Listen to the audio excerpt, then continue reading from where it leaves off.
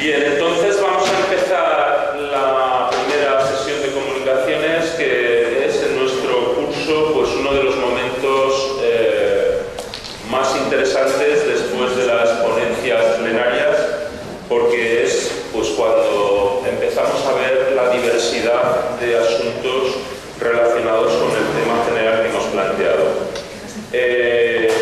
Yo quiero presentarles a los componentes de esta primera sesión, en concreto a Alex Mumbrú Mora, de la Universidad de Barcelona, que nos hará una síntesis, porque van a ser comunicaciones básicamente de 10 minutos, sobre cualquier parecido con la realidad es pura coincidencia, Gadamer y el concepto de ficción en el arte. A continuación intervendrá Manfredi Moreno, de la Universidad de París I Panteón Sorbona, sobre teoría de la intuición como acceso al ser. Inmediatamente a continuación intervendrá Alfredo Esteve Martín, de la Universidad Católica de Valencia, San Vicente Mártir, con su comunicación experiencia artística como caso particular de la experiencia estética, entre Schopenhauer y Zubiri. Y continuará para terminar Kevin Michael Stevenson, de la Sophia University, con su comunicación la experiencia estética como defensa contra la modernidad. Y terminaremos con la intervención del doctor David Eugenio Daturi, de la Universidad Autónoma del Estado de México, que llegó al final de la programación y por lo tanto no ha podido ser un ponente de nuestro curso. Entonces lo dejaremos al final para que haga una comunicación un poco más extensa, en la que él hablará sobre arte y estética desde la perspectiva fenomenológica de Merleau-Ponty y de Formaggio. Como ven, esta sesión de comunicaciones es fundamentalmente filosófica y gira en torno al problema experiencia estética y experiencia artística, que, como han podido ver en la ponencia principal, pues es pues el clavo en la cabeza, ¿no? O la carta robada. Es el tema principal en cualquier aproximación a la estética y a la fenomenología del arte. Por eso, antes de darle la palabra a los comunicantes, yo pretendía hacerles una síntesis, una justificación de algunos de los asuntos fundamentales en este problema, en la relación experiencia estética y experiencia artística. Pero como no había programado un descanso y yo no quiero robarles sobre todo el tiempo para preguntar y para entrar en diálogo, pues voy a ir como uno de los comunicantes, 10 minutos y termino, porque además, casualmente, cuando yo leí la ponencia del doctor Sánchez Ortiz de Urbina, ya pude comprobar que era una síntesis pues, de lo que yo también quería decir, porque no puede ser de otra manera. Es decir, los temas son fundamentalmente los mismos, con lo cual lo que yo quería era hacer una enumeración que he llamado así, ¿no? No sé si lo vamos a poder ver. A ver, un momento. 10 problemas y 38 tesis. Eso era lo que yo quería enumerar así rápidamente. Y resulta que han aparecido todos en la ponencia del doctor Sánchez Ortiz de Urbina. O sea, en primer lugar, la fenomenología. ¿Qué es esto de la fenomenología? Porque ya suponía que además hay muchos asistentes que quizá no estén familiarizados con la fenomenología como corriente filosófica. A continuación, el verbo faino, es decir, ¿qué es el fenómeno? En definitiva, porque cuando hablamos de fenómeno, de hecho, hoy en día, socialmente, hablar de fenómeno, a mí me ha llamado siempre mucho la atención, porque en algunos sectores, sobre todo ajenos a la filosofía, cuando se habla de fenomenología, piensan que vamos a hablar de las apariciones marianas o de cualquier otra cosa por ese estilo, ¿no? De ese estilo. Entonces, claro, ¿qué es el fenómeno, ¿no? En tercer tercer lugar, la diferencia entre el nivel estético y el estrato de lo artístico, que yo creo que ya lo ha dejado muy claro el doctor Sánchez Ortiz de Urbina. En cuarto lugar, la intersubjetividad en el arte, que no es exactamente intersubjetividad, sino que nosotros lo denominamos interfacticidad, porque lo que compartimos no es una objetividad, sino un factum, como tal. Por eso hablamos de interfacticidad. El arte constituye un factum y por lo tanto no nos comunicamos, es esa comunidad de singulares de la que hablaba el doctor Sánchez Ortiz de Urbina. La relación estética y fenomenología, de la cual también hemos hablado, la distinción entre experiencia estética y experiencia artística, la relación arte-cuerpo, de lo cual todavía quizá haya sido de lo que menos hemos hablado el doctor Sánchez Ortiz de Urbina en su ponencia inicial, los ritmos, ¿qué es esto del ritmo dentro del arte y desde el punto de vista fenomenológico? Y los tres niveles, lo objetivo, lo artístico y lo estético. Bien, y un colorario muy simple al final, ¿no? Y es que toda esta estructura se puede repetir en lugares homólogos. Es decir, de hecho, por ejemplo, el final de la ponencia del doctor Sánchez Ortiz de Urbina nos ha hablado de la ética, ¿no? Un lugar homólogo al lugar del arte. Entonces, pues rápidamente, en cuanto a la fenomenología, ¿no? Pues yo creo que lo ha dicho el doctor. A finales del siglo XIX la fenomenología aparece como reacción contra el naturalismo, en concreto contra el psicologismo.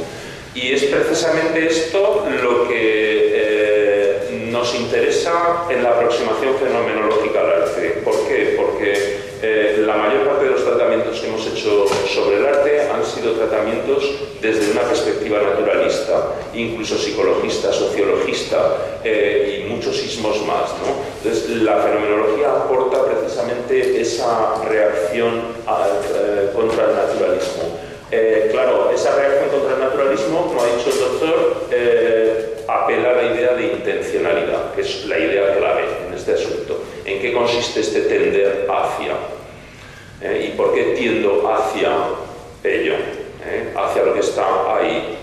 Bien, y esa interrupción del naturalismo que inauguró la fenomenología se interpreta desde esta perspectiva como una inversión del proceso óntico, es decir, del proceso genético. Ya no entendemos la constitución de la realidad como el origen de un ser vivo y su desarrollo en sus distintas fases y demás, sino que invertimos este proceso.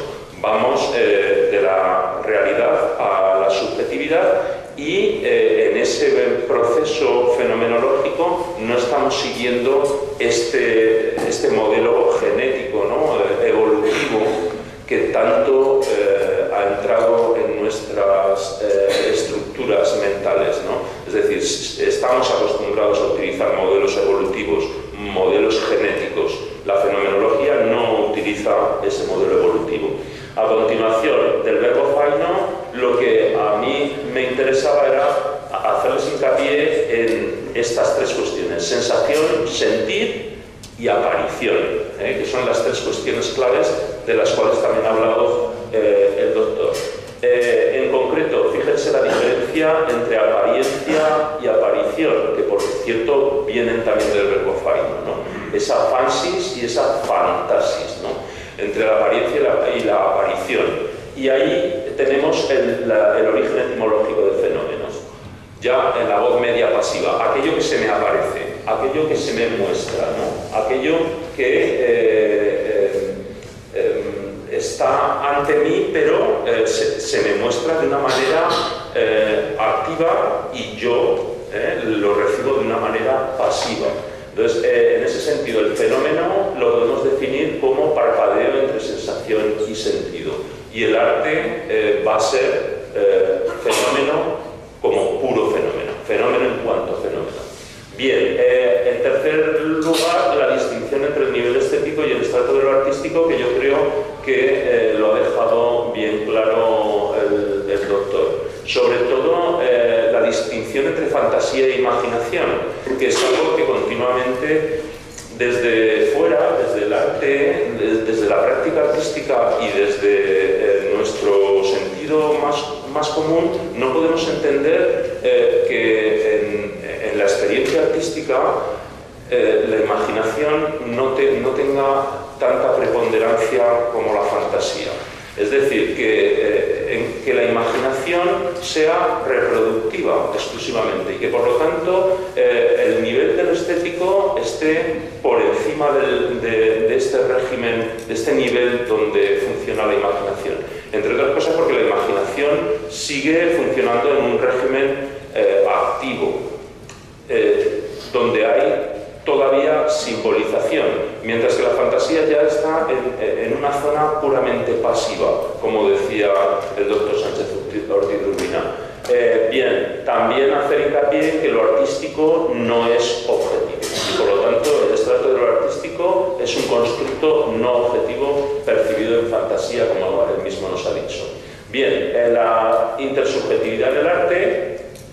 Y aquí volvemos al asunto de la interfacticidad, ¿no? De esta intersingularidad que todos compartimos y no intersubjetividad, ¿bien? Porque hay una pérdida de fijación del ego, ¿no? O del tú, como bien nos ha explicado, y sobre todo que aquí no hay sujetos con operaciones en esa experiencia artística. Por eso decimos que es el lugar del sensus communis, el Mittelbarkeit kantiano, ¿no? Que nos decía Ricardo. Bien, en cuanto a la relación estética-fenomenología, pues sobre todo la diferencia que hay de parte de la estética vamos de la sensación al sentido, mientras que de parte de la fenomenología vamos del sentido a la sensación. Bien, la experiencia estética, decimos, se anticipa siempre a la competencia artística y por lo tanto la obra de arte no es, o sea, es un constructo, es el resultado de una peculiar síntesis de identidad que es no intencional, porque no está orientada por significación alguna y yo creo que eso Ricardo también nos lo ha dejado muy claro. Bien, con lo cual, en cuanto a la relación experiencia artística, experiencia estética, el paralelismo, del cual ya hemos hablado antes, sobre todo el paralelismo entre lo que en fenomenología llamamos reducción fenomenológica y lo que podemos denominar reducción estética. En ambas, además, hay que romper la barrera esa de la objetividad, de la efectividad del mundo de la vida, ¿no? Decimos fenomenológicamente, hay que romper la barrera de lo posicional y hay que romper la barrera de la identidad, la estructura simbólica, para acceder a ese territorio originario del que hablábamos antes. Por lo tanto, hay un desvanecimiento de las operaciones del sujeto, hay lo que llamamos un adelgazamiento, ¿no? De la subjetividad, una pérdida de la sustantividad de la subjetividad, yendo hacia un territorio donde realmente ya no existe subjetividad, donde hay una comunidad de singulares, ¿no? Decía Ricardo. Bien, ese nivel de intermediación donde se da la experiencia artística, que también nos ha hablado de él, y sobre todo la relación que hay con el cuerpo en esta experiencia artística. ¿Por qué? Porque en ese nivel donde está el arte, decimos, el sentido no orienta la sensación. ¿Bien? El sentido no orienta la sensación, con lo cual ese sí mismo no puede ser fijado. El sentido se está formando ahí, ¿no?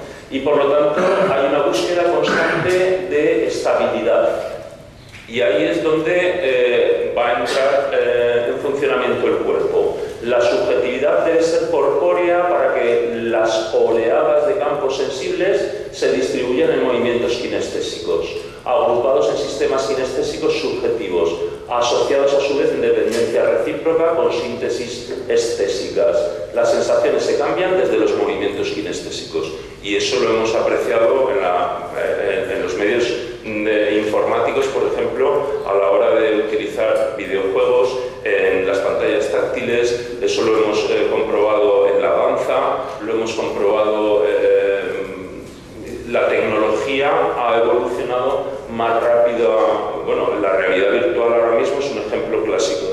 La realidad virtual como movimiento en un espacio recreado y orientación, porque eso es lo que viene a continuación, a través del cuerpo. Por eso decimos la libertad kinestésica es esa espacialidad originaria donde el sistema kinestésico corpóreo se va vinculando o adhiriendo libremente a un campo de sensaciones en busca de un óptimo, que es lo que yo siempre pongo el mismo ejemplo, ¿no?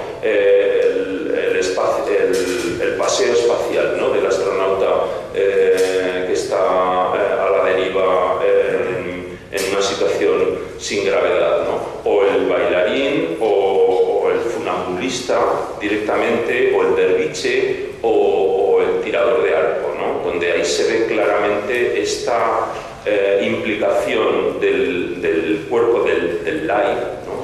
Porque ya saben que en fenomenología distinguimos claramente entre cuerpo interno y cuerpo externo, entre live y corper. Entonces esa implicación, ese arraigo del cuerpo como sistema kinestésico para crear espacio, para crear localidad e interioridad. Esos serían los tres espacios diferentes.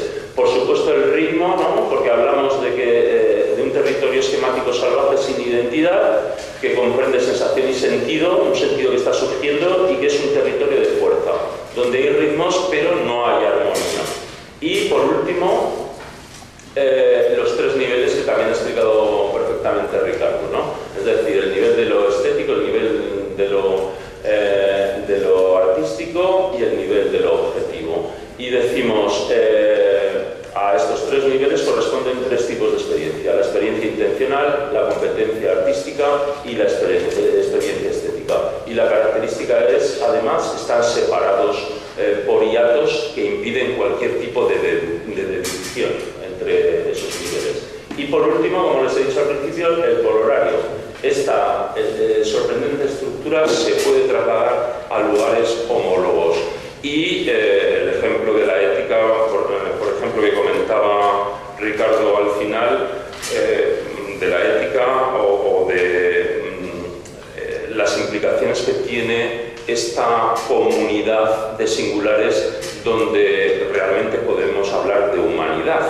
Bien, porque al contrario de lo que creíamos, la humanidad no se da en ese territorio de lo objetivo, de lo efectivo, de lo eidético, sino todo lo contrario. Ese encuentro de esta comunidad de singulares, esta interfacticidad, permite una noción de humanidad totalmente diferente a esta concepción de humanidad que nosotros entendíamos desde el punto de vista intersubjetivo, ¿bien? En el mundo de las operaciones. Con lo cual es una promesa y una esperanza, en definitiva, no solamente de relación entre las personas, sino también es una promesa y una esperanza de salvación en el caso del arte, ¿no? de emancipación. Yo creo que esto además fue una intuición clara, no solamente de Kant, sino del idealismo alemán. Y por ejemplo, en casos como Schiller, ¿no? Se evidencia, ¿no? Esta intuición. Bien. Hacer pues esta síntesis de cosas que hemos contado ya previamente por tener un poco un orden. Y sin más, vamos a darle la palabra a nuestro primer invitado, a nuestro primer comunicador. Si les parece, al final vamos a intentar que quede un poco de tiempo para que haya un poco de diálogo. Con lo cual le doy la palabra a Alex Mumbrú Mora, de la Universidad de Barcelona, que nos va a hablar con el siguiente título: Cualquier parecido con la realidad es pura coincidencia, Gadamer y el concepto de ficción en el arte. Bueno, muchas gracias. En primer lugar, quería dar las gracias a la Fundación Minam Manido, al Centro Buñuel Calanda por la acogida y a Luis por la presentación. Como que solo tenemos 10 minutos, voy a intentar ajustarme religiosamente al tiempo y, como verán, la comunicación se mueve a un nivel muy intuitivo, pero menos la última parte.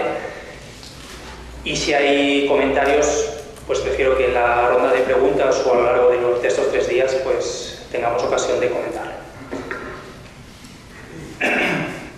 Tanto en el diccionario de la Real Academia Española como en el diccionario del Institut d'Estudis Catalans, la definición del concepto de ficción se efectúa por medio de la referencia al acto de fingir, imaginar o inventar.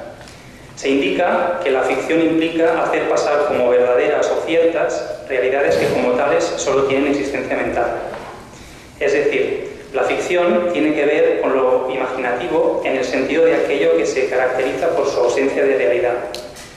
Una idea que se articula sobre la presuposición de un ser verdadero, así como de un tipo de conocimiento adecuado para su aprehensión, por referencia al cual se caracterizaría lo ficticio en el arte en un sentido general. En la presente comunicación focalizaremos nuestra atención en esta connotación privativa asociada intuitivamente a la noción de ficción, con el fin de alumbrar algunos de sus presupuestos ontológicos y proporcionar una comprensión alternativa de su naturaleza. Para ello nos serviremos de la reflexión de Gadamer sobre el concepto de imitación. Tomemos un par de ejemplos. Los productos editoriales se clasifican en obras de ficción y de no ficción.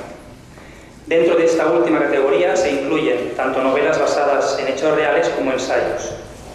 De este modo, aquello que parece ser característico de lo que de manera intuitiva podríamos denominar literatura es su carácter imaginario o ficticio, su no estar basada en la realidad, por lo que suele asociársele un cierto sentido de falsedad en comparación con las obras de no ficción que se fundan en hechos y tienen por tanto una indiscutida pretensión de verdad. Otro ejemplo es el que da título al escrito que presentamos. Es habitual observar al final de algunos largometrajes el enunciado: las historias y los personajes que aparecen en esta película son imaginarios, cualquier parecido con la realidad es pura coincidencia. Su significado parece claro. Es obvia la voluntad de curarse en salud y evitar posibles denuncias o reprimendas por parte de aquellos que puedan sentirse identificados con los acontecimientos que se narran en la película. De nuevo, la ficción no trata de la realidad, puesto que se ocupa exclusivamente de ideas u objetos mentales. Cualquier parecido con lo que efectivamente encontramos es pura casualidad y, por tanto, no pueden exigirse responsabilidades a los autores en caso de que se den similitudes demasiado evidentes. Ahora bien, esta última frase encierra otra lectura posible. Que el parecido con la realidad sea pura coincidencia puede indicar que lo específico de la literatura, y quizá del cine, sea precisamente su independencia con respecto a lo que intuitivamente se considera la realidad, entre comillas. Su carácter ficticio no debe entenderse por oposición o por contraposición a aquello que verdaderamente es, sino como la descripción más adecuada de su naturaleza y de la experiencia de verdad que le es inherente.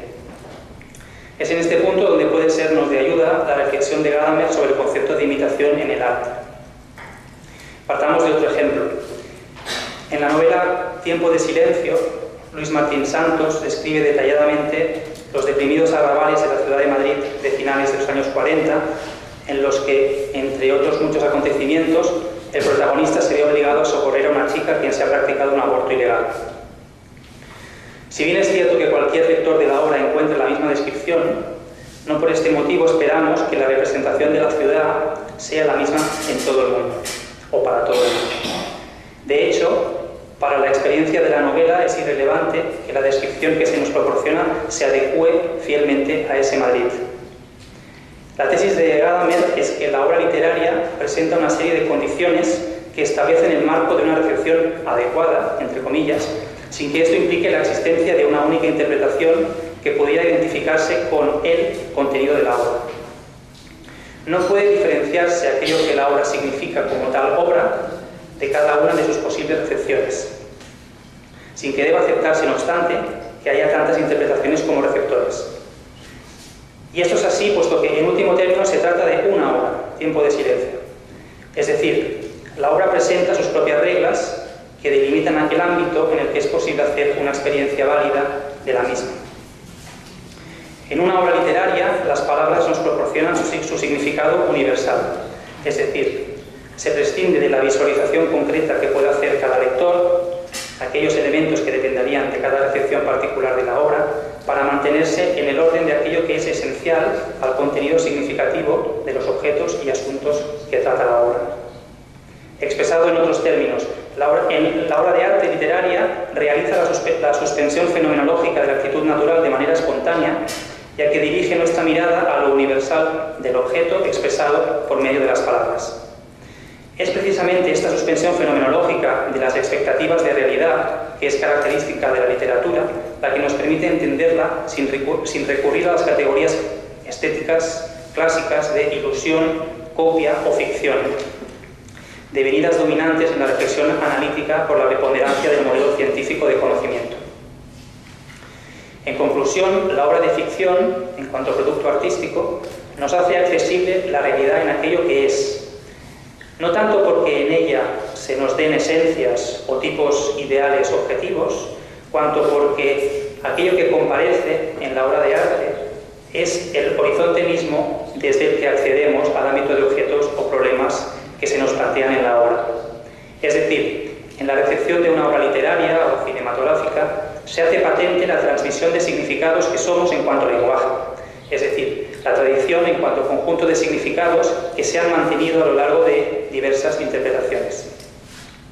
Así pues, lejos de quedar reducida a un carácter meramente ficticio o imaginativo, el encuentro con la ficción nos proporciona una experiencia verdadera del mundo en la medida en que permite iluminar nuestros prejuicios, posibilita su reconocimiento, de modo que con ella se transforma nuestra mirada y con ella nos vemos transformados en aquello que somos. Muchas gracias.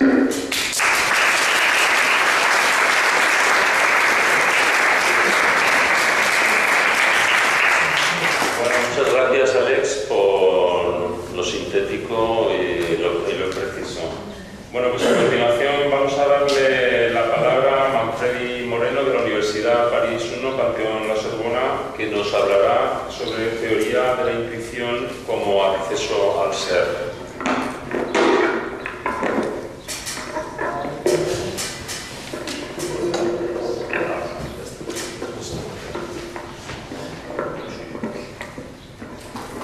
Hola, ¿qué tal? Lo que voy a intentar hablar ahora, yo creo que está en oposición a todo lo que se ha dicho hasta ahora con respecto a la fenomenología. Gracias. Creo que la zona originaria que escuchamos en la primera exposición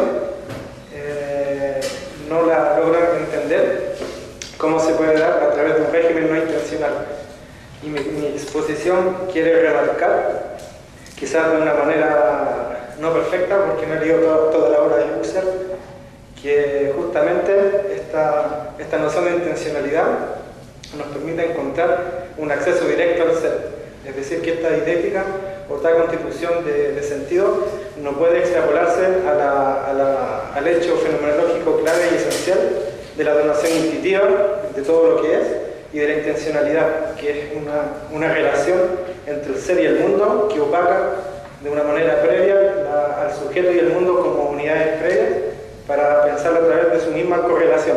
Es decir, que se hace este sujeto y mundo. Por ejemplo, si queremos postular un mundo desubjetivado como finalidad del arte, eso yo creo que recae en el prejuicio que justamente la fenomenología quiere pasar, que es decir que no hay un sujeto opuesto al mundo, porque hay una correlación originaria. Entonces el sentido del arte yo no lo entendería a partir de una desobjetivación, siendo que si lo entendemos a partir de una desobjetivación estamos objetivando aquello que queremos desobjetivar.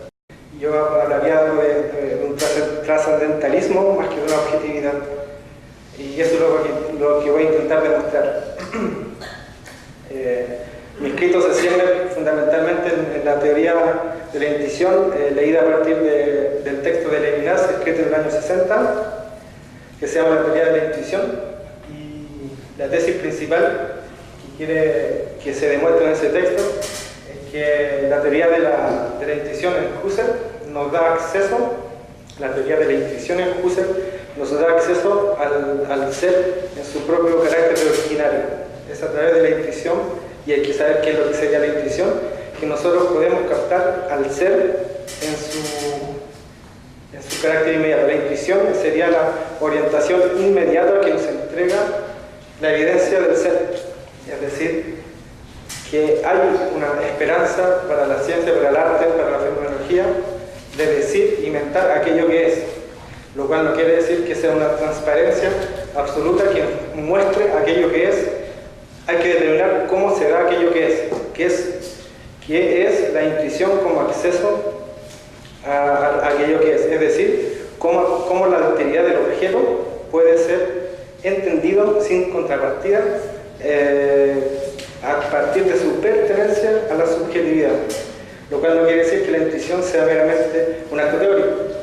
Hay que entender la intuición o la fenomenología como una ciencia de la experiencia, pero metiendo desde el principio en duda la experiencia, la intuición, a partir de un concepto que va más allá de lo que entendemos por experiencia e intuición.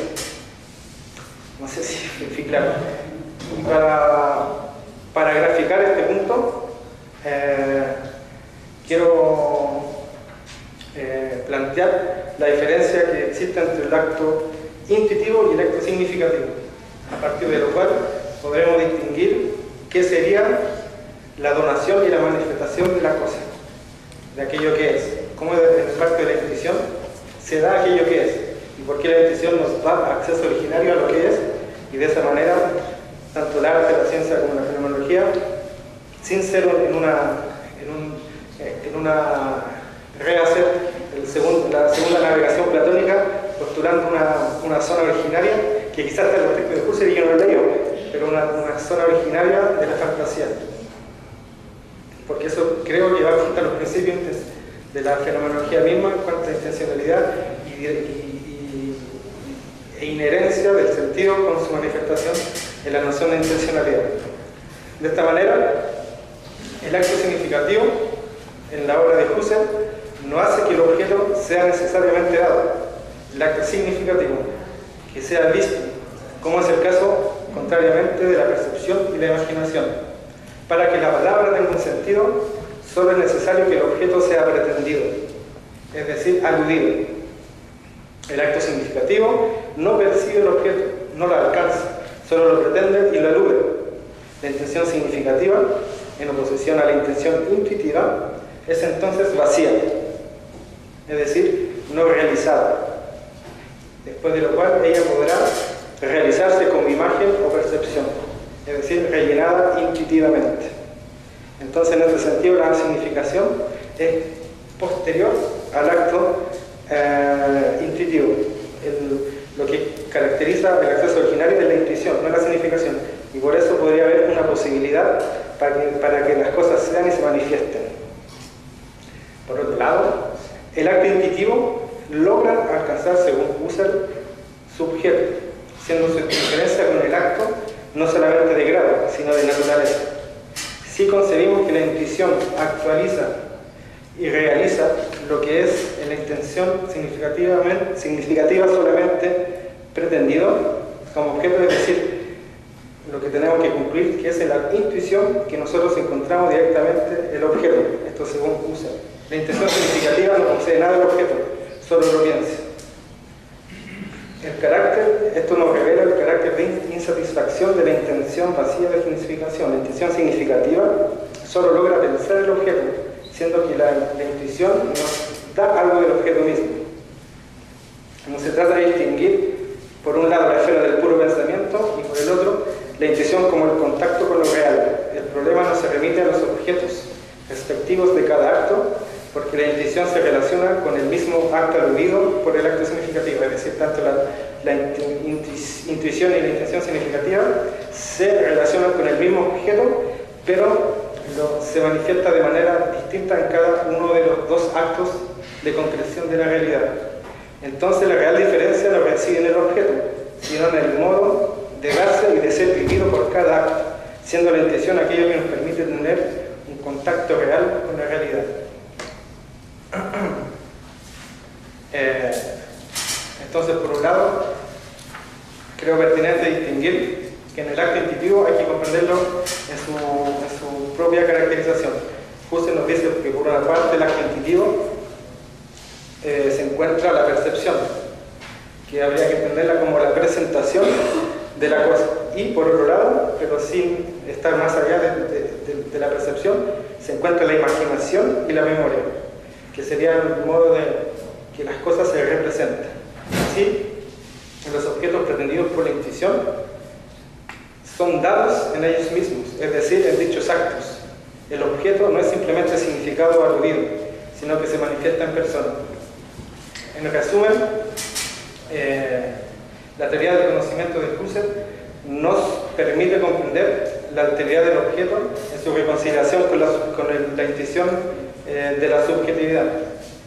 Y este carácter intuitivo de la donación no hay que entenderla más allá de una donación intelectual, es decir, que la verdad no se encuentra en el juicio, sino que en la intencionalidad intuitiva, que abarca mucho más allá del juicio. Es decir, que la estructura interna del ser no se reduce a lo meramente lógico y teórico, pareciendo paradójico con el mismo nombre de la fenomenología, que es de hacer aparecer los fenómenos, donde el logos hay que comprenderlo en una apertura originaria, que sería la apertura originaria que quiero mencionar sobre la intuición, que abarcaría lo teórico, lo lógico, pero a su vez los valores, la estética, la vida ordinaria, el deseo, en fin. Para mí, postular que a partir de este acto intuitivo abierto se da la presencia del ser, nos revela el sentido fenomenológico de la intuición, que postula una presencia del ser y determina el sentido del ser como presentación.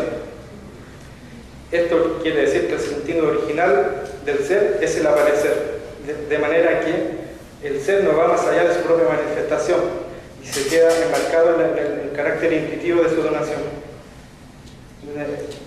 a partir de lo cual podemos comprender el misterio del aparecer y la paradoja de la percepción, que no se pregunta por qué hay una cosa y no hay nada, sino que más bien presupone ya la presentación de las cosas de una manera que queda determinada y se pregunta cómo ellas se logran donar. Muchas gracias.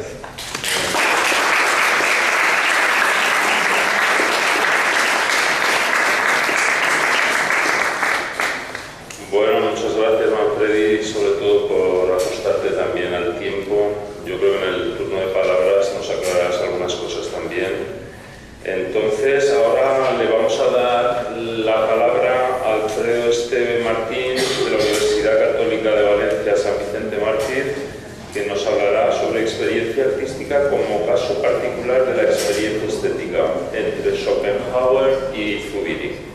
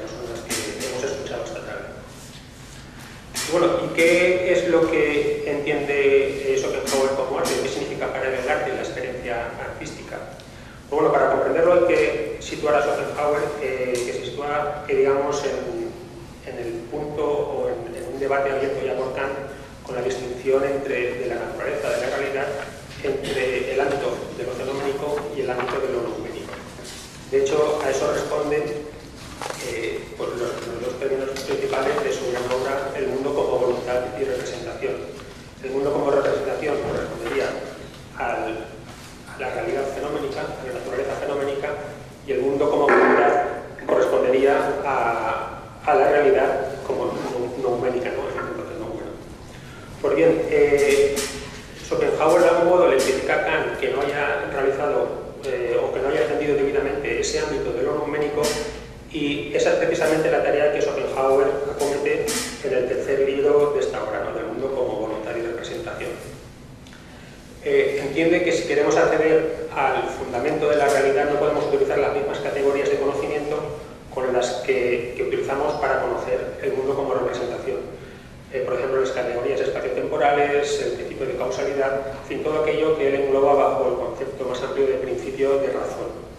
Él cree que si nos movemos en las categorías del principio de razón, pues difícilmente podremos acudir al ámbito de lo numérico, ¿no? Entonces, ¿qué vía se encuentra? Pues una de ellas es por la que traemos aquí hoy, ¿no? El arte. Según él, todavía se mueve en una cosmovisión un tanto platónica, ¿no? Para él, el arte, digamos, es capaz de concebir y reproducir, digamos, todo lo que hay de esencial en todos los fenómenos de este mundo considerado como representación. El arte sería capaz de lanzarnos allende del propio objeto artístico para ayudarnos a aprender la realidad de un modo diverso, ¿no? de un modo diferente. De este modo, gracias al arte, pues podemos acercarnos, como digo, a la realidad desde una clave diversa a la de, por ejemplo, el ejercicio científico, o también desde una clave diversa a lo que es el propio ejercicio especulativo de la filosofía. En definitiva, esto sería para Schopenhauer el origen y el fin último del arte, ¿no? Trasladarnos allende de la realidad fenoménica. Y en él quisiera destacar dos aspectos. Todo esto él lo articula alrededor de la experiencia artística, y en esta experiencia artística él destaca dos aspectos: un aspecto mediador y otro aspecto pedagógico, podríamos llamar. Él no lo denomina exactamente así. El aspecto mediador es pues, lo que estamos comentando, ¿no? La experiencia artística nos permite precisamente atender a las cosas de modo diverso, yendo más allá del propio objeto artístico. López Quintas denominará en este sentido que el objeto artístico presenta un carácter bifaz. Bifaz porque por un lado da a lo fenoménico, pero por el otro nos remite allende lo fenoménico, nos remite a lo numérico. Un ejemplo de lo que es esta experiencia que estamos comentando, este carácter mediador, nos lo explica Ortega, no recuerdo muy bien la obra ahora mismo, y nos dice que imaginemos cómo estemos sentados en nuestra habitación y vemos a través de nuestra ventana. Cuando vemos a través de la ventana, lo primero que vemos es lo que hay detrás de la ventana, pero no estamos viendo realmente el cristal.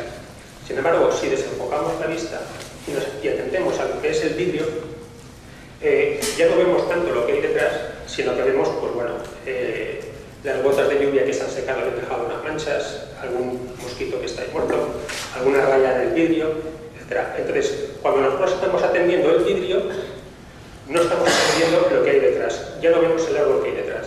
Y sin embargo, cuando vemos el árbol, digamos que ya no estamos fijándonos en el vidrio. Pues lo que suele ocurrir, según Ortega, es que normalmente estamos viendo el vidrio, nos quedamos en la obra de arte, nos falta la capacidad para ir allende el vidrio, ¿no? Para ir allende la obra de arte. Pues bien, esto es lo que se propicia de manera especial en la obra artística, según este aspecto que comento de mediador. Y el otro aspecto, no menos importante, es un aspecto, digamos, pedagógico, en el sentido de que la propia experiencia artística, el propio ejercicio de la contemplación de la obra artística, nos va generando una sensibilidad diferente, ¿no? Para poder precisamente percibir al objeto artístico como mediador, ¿no? El propio ejercicio, el habituarnos a ello, nos va permitiendo, que vaya creciendo en nosotros un aprendizaje, de modo que podamos efectivamente atender al objeto artístico no tanto que objeto, sino digamos en tanto que artístico. Y en la medida en que generamos en nosotros o aprendemos a tener esa sensibilidad artística, la podemos extender ya no solo a lo que es el objeto artístico, sino que la podemos extender a cualquier cosa real. López Quintas hablará en este sentido que el arte es una escuela de trascendentalidad, en el sentido de que nos enseña a ver más allá, no solo del objeto artístico, en un ámbito artístico, sino ver más allá de cualquier cosa real en un ámbito ya de la realidad, por extensión. Entonces, del mismo modo que podemos atender al objeto artístico ya no tanto en tanto que objeto, sino en tanto que artístico, pues podríamos atender a la cosa real no en tanto que cosa, no en tanto que objeto también, sino en tanto que real, que nos remite allende ella. Pues bien, el concepto de realidad, entrando ya en Zubiri, es un concepto fundamental en su pensamiento. Es un concepto muy amplio, muy complejo, pero bueno, a grosso modo lo que Zubiri, en una de las cosas que nos dice es establecer una especie de gradación de ámbitos o de niveles de la realidad, que no es que sean niveles distintos, sino que son modos diferentes que nosotros podemos, digamos, actualizar la realidad. Él hablará, y esto nos recuerda a lo que nos decía Schopenhauer, de la realidad actualizada, o hablará de tres momentos de las cosas: el momento cualitativo, el momento real y el momento trascendental. El momento cualitativo tendría que ver con la consideración de la cosa en tanto que objeto. El momento real de la actualización de la cosa en tanto que nos remite allende ella. Y el momento trascendental, pues la consideración de la cosa, la actualización de la cosa, ya no tanto como algo individual y aislado, sino en tanto como perteneciente y en relación con el resto de la realidad. Zubiri empleará el calificativo de perspectiva, de perspectividad. Pues bien, llevando todo esto al ámbito de lo estético, esos tres niveles, esas tres gradaciones las podemos también traer y nos lleva a actualizar desde el punto de vista afectivo, desde el punto de vista estético, la cosa también según estos tres niveles. Y el modo de ejercer nosotros nuestra facultad afectiva también la podemos dividir en esos tres niveles. El primer nivel sería la actualización del objeto de arte, digamos, que se ha comentado aquí antes, en cuanto a la hermosura. Si una cosa es hermosa o no, si un objeto de arte se adecua a un determinado canon o no. Hablamos en ese sentido de la percepción de la armonía, y el correlato de la facultad afectiva nuestra sería, hablaría, según Zubiri, del agrado, de lo agradable, del me gusta o no me gusta. Si entramos en el siguiente nivel, ya no actualizamos la cosa como algo hermosa, como algo que me gusta, sino que la actualizamos desde su carácter de realidad. Entonces, ya no hablamos de perfección, ya no hablamos de hermosura, sino que hablamos estrictamente de belleza estética. Y su correlato afectivo sería el de fruición, una fruición estética. Y el tercer nivel, y ya voy acabando, el tercer estrato tendría que ver con la actualización ya no de la cosa en tanto que objeto, ya no de la cosa en tanto que remisora, sino de la realidad como ámbito inespecífico, como ámbito respectivo. Y ahí el correlato afectivo, según Zubiri, sería lo que él denomina la experiencia estética, que es algo similar a la experiencia artística en el ámbito del arte, pero extendida, como digo, al ámbito de la realidad inespecífica, podríamos decir. Por bien, de alguna manera, ese aprendizaje o esa conversión de que hablaba Schopenhauer, y que ya en el contexto del cuarto libro incluso llega a denominar como una metamorfosis trascendental, ese aprendizaje, esa conversión, yo creo que se puede equiparar de alguna manera con ese tránsito entre los distintos niveles que habla, que comenta Zubiri, ¿no?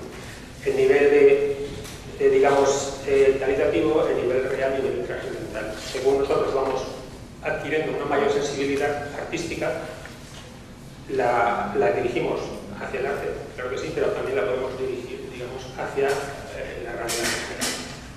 Bien, esto es lo que os quería compartir. Muchas gracias.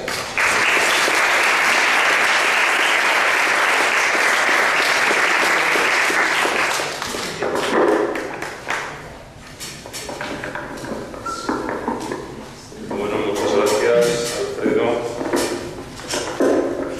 Luego seguiremos hablando de Schopenhauer y de Zubiri. A continuación vamos a darle la palabra a Kevin Michael Stevenson de la Sophia University, que nos hablará de la experiencia estética como defensa contra la modernidad.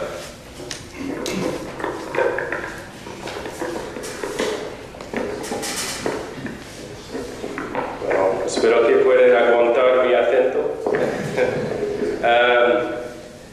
Pues con el título hay que pensar que la modernidad es una amenaza, y yo creo que en algunos sentidos que sí que es, pero también puede ser algo bueno en el sentido de progreso y tal. Pero ¿por qué hay algunos filósofos que tienen la idea de que es una amenaza y, por ejemplo, la modernidad no cae bien con la mente en términos de subjetividad. Entonces, la modernidad tiene, bueno, podríamos comenzar con Descartes, si estoy diciendo bien, Descartes, o Francisco Suárez también dicen que son los filósofos primeros de modernidad y tenían unas ideas de que la mente está diferente con el cuerpo. Y entonces, desde estas ideas tenemos ciencia, tenemos lógica, razón y tal. Entonces, la modernidad apoya totalmente a la razón, y la razón no cae bien con la subjetividad. Entonces, ¿qué tiene que ver con la experiencia estética?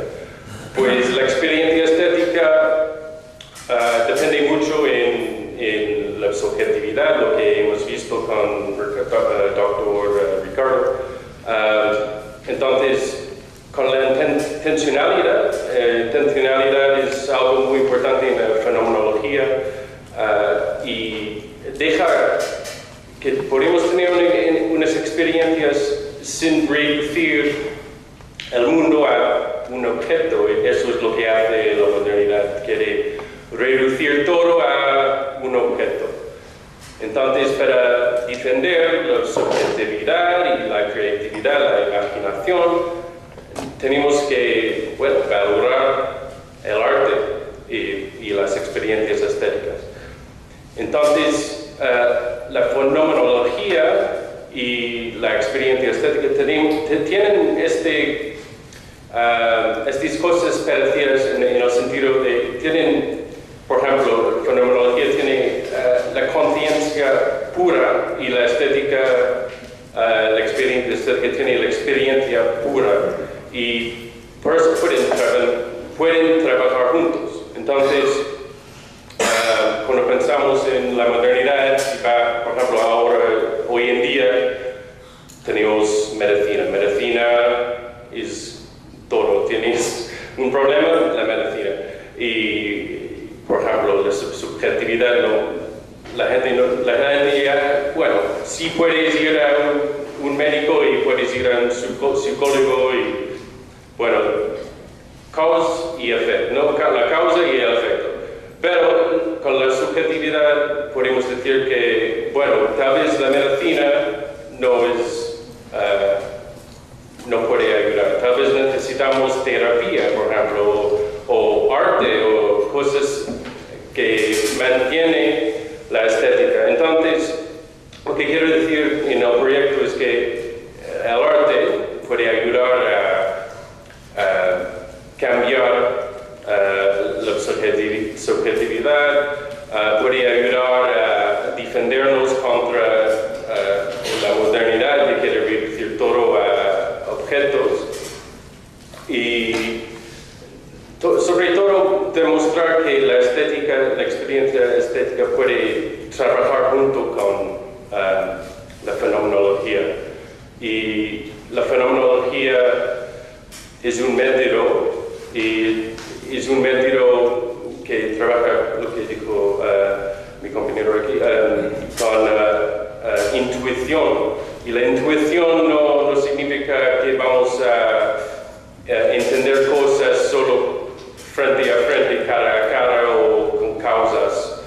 Podemos tener otras maneras de entender las cosas. Entonces podemos tener experiencias indirectas con las cosas. Entonces, por ejemplo, cuando tenemos una experiencia estética, también estamos experimentando algo en la obra, por ejemplo, tal vez que no vas a experimentar directamente, ¿sabes?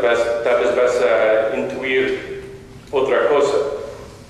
Y también quiero decir que el pragmatismo puede trabajar junto con la estética, experiencia estética y la fenomenología, porque también busca cosas como puras. Quiere decir que el pluralismo, entonces, en vez de decir que el humano es un objeto y entonces todos los humanos son iguales, estamos diciendo que cada humano tiene una subjetividad original, auténtico, y es decir que hay pluralismo. Entonces, si hay pluralismo, es difícil que la modernidad pueda reducir a todos a objetos. Entonces, tenemos estos problemas de la gran narrativo de la modernidad que quiere, es decir, absorber la subjetividad de todos. Y entonces, yo quiero decir, Adorno, un filósofo, Adorno dijo algo en la misma manera de que el arte puede transformar a la gente, pero también puede influir que la gente tiene su propia narrativa. Entonces, el pluralismo puede defender contra la modernidad, pero el pluralismo depende mucho en el arte. Entonces, hace falta tener arte en la sociedad si vamos a defendernos contra la modernidad y el narrativo grande de la modernidad también. Entonces, yo creo que la fenomenología como un método puede trabajar con otras escuelas de pensamiento y, por ejemplo, lo que quiero decir es pragmatismo y la experiencia estética, entonces estéticas. Y es posible, pero sobre todo es importante la intencionalidad de Husserl, o de hecho es de Brentano, pero Husserl tuvo su propia manera de explicarlo, pero la intencionalidad es súper importante si vamos a defendernos contra la modernidad, en el sentido de que el mundo externo no existe. Entonces, sí, suena absurdo, pero en este caso, si no existe el mundo externo, podemos, por ejemplo, tener ficciones o podemos tener ideas que son reales, aunque no necesitan reflexionar lo que hay en la realidad. Bueno, es un poco complicado explicarlo, pero lo que quiero decir es la fenomenología, yo creo, es un método nuevo por algunos aquí, no sé si todos lo saben, pero es importante valorarlo si vamos a seguir en el futuro y tener otras perspectivas de todo, de arte, en este caso, en arte. Y quiero mencionar también la fenomenología para defender la subjetividad. Valora muchísimo la experiencia vivida, es decir, para decir del pluralismo de nuevo, cada persona tiene una experiencia diferente, ¿sabes? Entonces, tenemos que defender esto. Entonces, si vamos a pensar en un Dios, el opuesto de utopía, diopatía, si vamos a pensar en esto, podemos pensar en una modernidad pura. Y entonces, el totalitarianismo para tener todo, no haber subjetividad en este mundo de modernidad pura. Entonces, tal vez para terminar lo que quiero decir, es la modernidad, el punto de la modernidad que pasó después del Renacimiento, era para que los humanos sentían en casa en la naturaleza. Entonces querían crear el mundo humano en la naturaleza.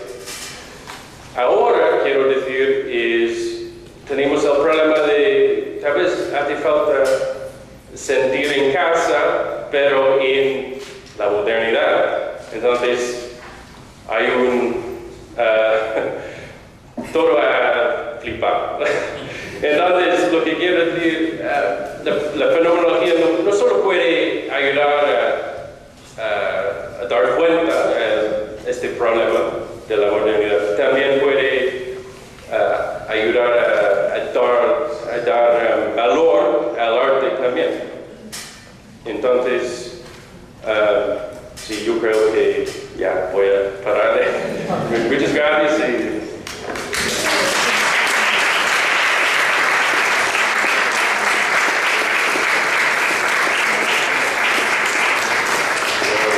Gracias, Kevin, sobre todo por el esfuerzo que has hecho en hablar en castellano.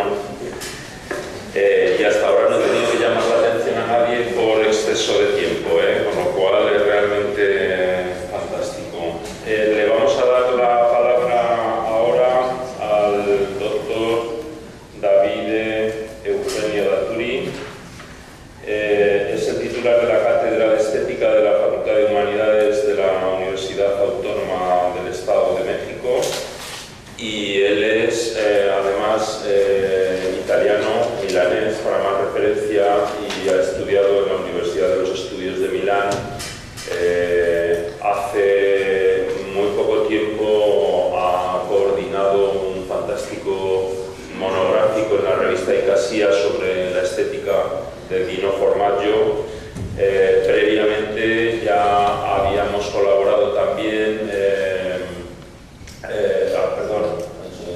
sobre la estética de Enzo Pazzi. Previamente habíamos colaborado también en un monográfico sobre la estética de Dino Formaggio. Él es especialista en estética y fenomenología. Él conoce perfectamente la obra de Merleau-Ponty y de Dino Formaggio. Debería de haber sido un ponente principal en este curso, pero no llegamos a tiempo, con lo cual, con el permiso de todos, le vamos a dar la palabra. David, espero no tener que llamarte la atención para que acabes pronto, ¿vale?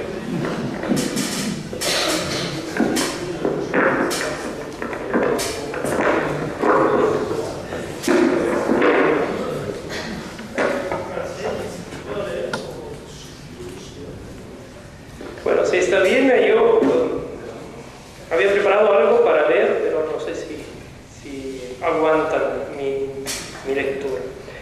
Entonces, bueno, la idea era hacer una presentación pero de arte estética en la obra de Dino Formaggio y Merleau-Ponty, pero después de que habló el doctor Sánchez, yo digo, mejor a veces el silencio, ¿no? Digo, ya dijo suficiente sobre la cuestión fenomenológica y sin embargo, bueno, yo creo que hay algunas cosas que se pueden rescatar, tal vez también criticar en el sentido sincero y más honesto y más humilde que se pueda dar. Entonces, bueno, yo empezaría a leer, luego a lo mejor me paro si algunos elementos se vuelven más aburridos y... Gracias. Yo sé, a lo mejor la figura de Dino Formaggio es menos conocida, ha sido traducido de hecho, el libro Arte en los años 70, en inicio de los años 80, y creo que es un libro central para la estética italiana y ha afectado también la estética, yo creo, de la internacional, europea. Ha sido, yo creo, sobre ciertos elementos que ha desarrollado en ese texto sobre el cuerpo, la corporalidad, ha sido objeto de estudios afuera de Italia también. Y Merleau-Ponty, bueno, lo conocemos. De Merleau-Ponty yo no quiero hablar del cuerpo, porque cuando uno piensa en Merleau-Ponty, el cuerpo, la corporalidad, y entendido hasta uno, yo creo, aunque sea central el aula Merleau-Ponty, yo creo que hay también que hacer a veces un análisis más lateral de ciertos autores. Y en el caso de Formaggio, bueno, fue publicado también un texto, La muerte del arte y la estética, que conocerán, porque yo creo que desarrolla el tema del fin del arte desde la mirada de la época contemporánea, y vale la pena para entender, según su punto de vista, qué es el fin del arte o la fin del arte, así como lo entiende Dino Formaggio. Bueno, sin más preámbulos, voy leyendo. Hoy quisiera empezar con el poner al centro de la atención una cuestión clásica que se ha dado, que es la relación o las relaciones entre arte y conocimiento. ¿De qué manera el arte ha sido pensado como medio para conocer el mundo? ¿Y en qué lugar tiene el desarrollo de la ciencia en la historia del arte?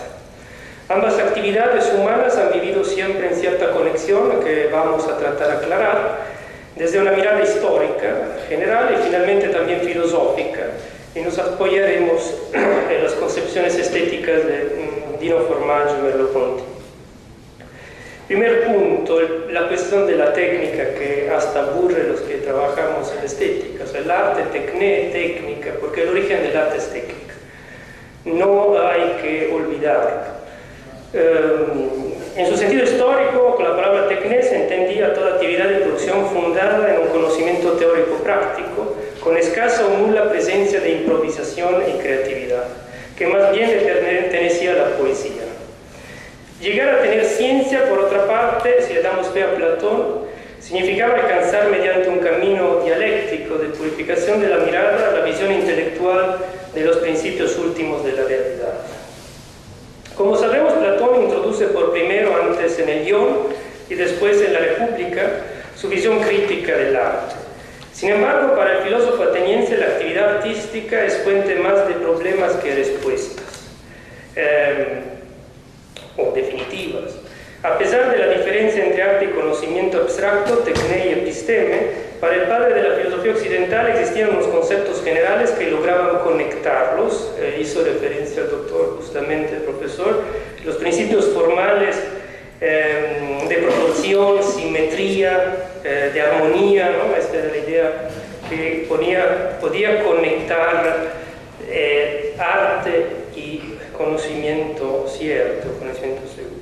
Si bien el arte crease meras ilusiones, copias de la realidad, como nos dice Platón, como cualquier otro objeto natural, cualquier objeto, no solo los objetos artísticos tienen esta propiedad, sus productos llevaban en el interior aquella misma belleza que todavía mueve hoy el hombre hacia las cosas llamadas, así como el filósofo hacia el conocimiento de los principios últimos.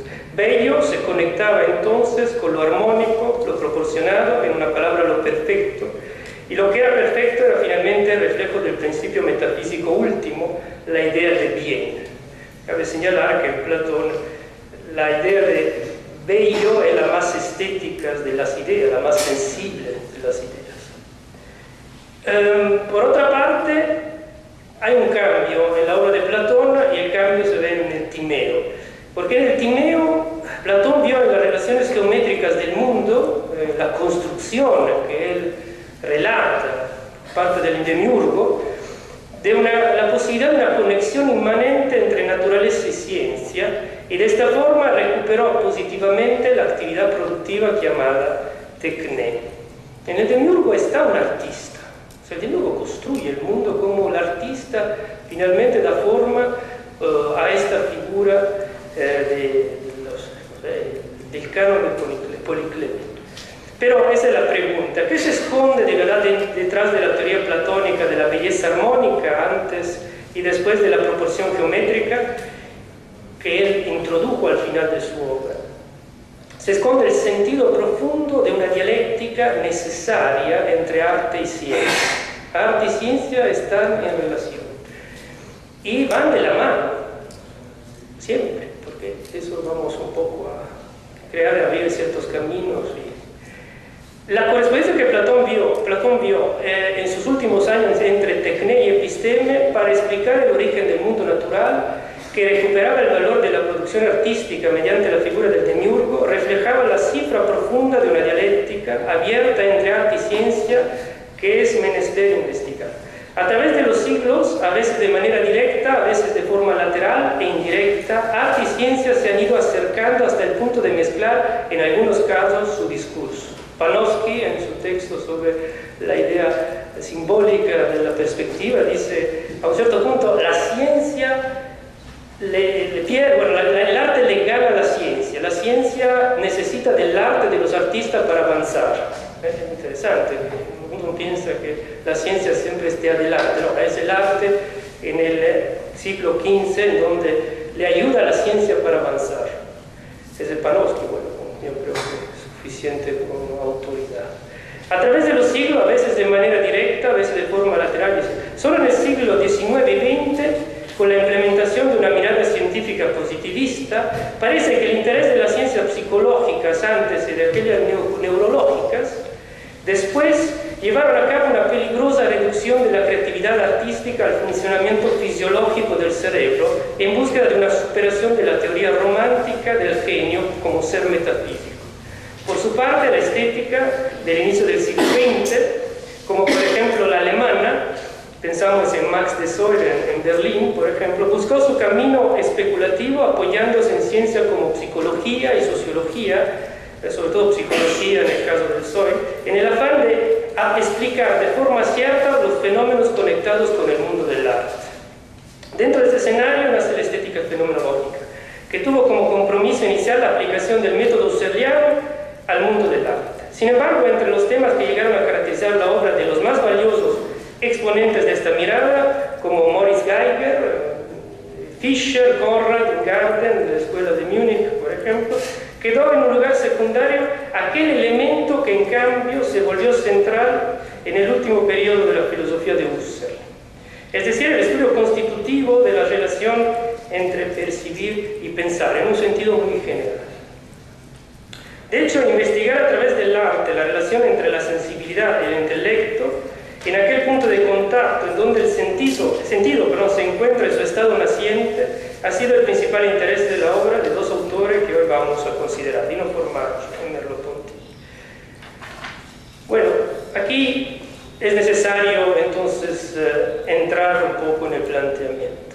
Para empezar a vislumbrar algún indicio de la dialéctica que hemos dicho entre ciencia y arte, y alcanzar una lectura adecuada, aunque limitada en ese espacio, de sus elementos constitutivos, es necesario partir de una mirada más cercana a nosotros, es decir, a la tradición artística del Renacimiento. Y la visión que estos dos autores, Formaggio y Merleau-Ponty, tuvieron de una técnica desarrollada en este periodo, es decir, la perspectiva. Como los dos leen de forma diferente y de cierta forma similar, análoga, la perspectiva. Aquí el primer punto del tema, pero el segundo después de la cuestión de la dialéctica entre arte y ciencia.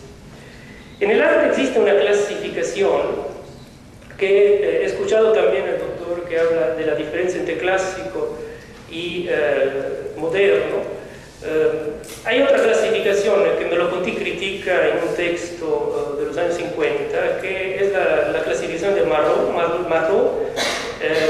Clasifica el arte entre objetivista y subjetivista. Es decir, casi todo la historia del arte es objetivista. Se basa, dice Marot, en un concepto de representación del mundo objetivo, aquí obviamente sin ninguna pretensión fenomenológica, y llegaría en la época moderna a ser subjetivista, donde es el sujeto que aparece en todo su poder expresivo, entonces no necesita representar a nada, simplemente puede expresarse en colores, como en el caso de Kandinsky, ¿no? Mondrian, pensamos, ¿no? Malevich, y no necesita representar a nada. Merleau-Ponty busca y trata y logra romper esta visión esa división entre objetivista y subjetivista.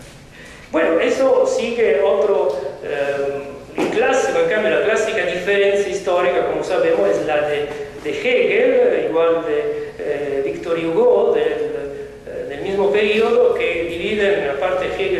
periodo de la historia del arte, pero principalmente el periodo de ruptura entre arte clásico y arte romántico, y el lugar, el punto de quiebre es el cristianismo, prácticamente la interiorización de la verdad cristiana.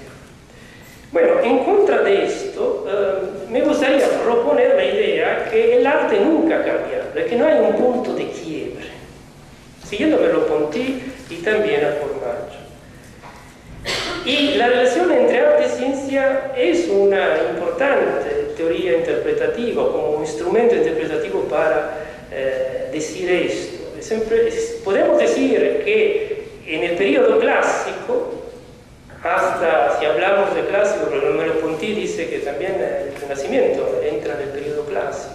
Pero pensamos y pasamos a la época antigua, el artista siempre ha estado en conexión con el mismo y único problema.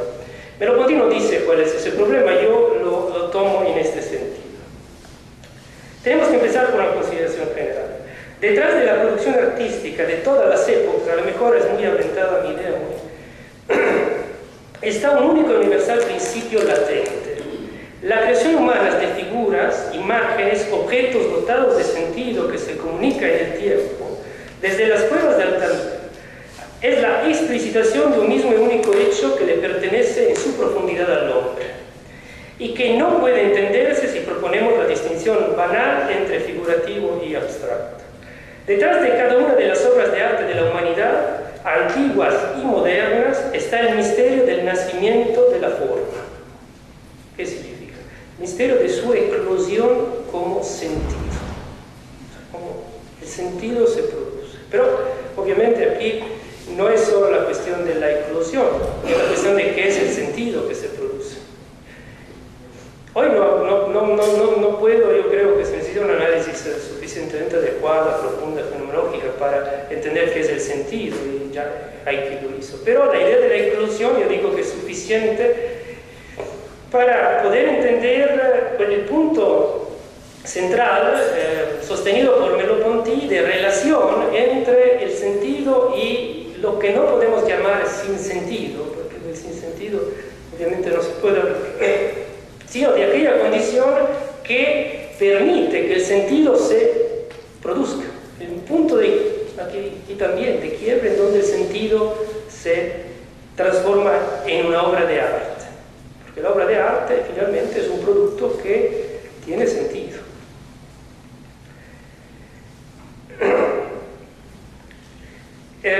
Detrás de cada una de las obras de arte de la humanidad, eso ya lo digo, el hombre de todas las culturas lo ha representado materialmente, ese punto de eclosión de la forma o del sentido, lo ha representado materialmente desde la prehistoria, y mejorando su capacidad técnica se ha contentado de los efectos producidos por la forma bella en el ámbito de la imitación, de la representación, dando vida al concepto clásico de arte. Sin embargo, durante las épocas, el arte no ha dejado de repetir y reflejar interiormente el logo sensible que rige la relación entre el hombre y el mundo, aquel proceso creativo que llevamos a cabo diariamente cuando abrimos los ojos.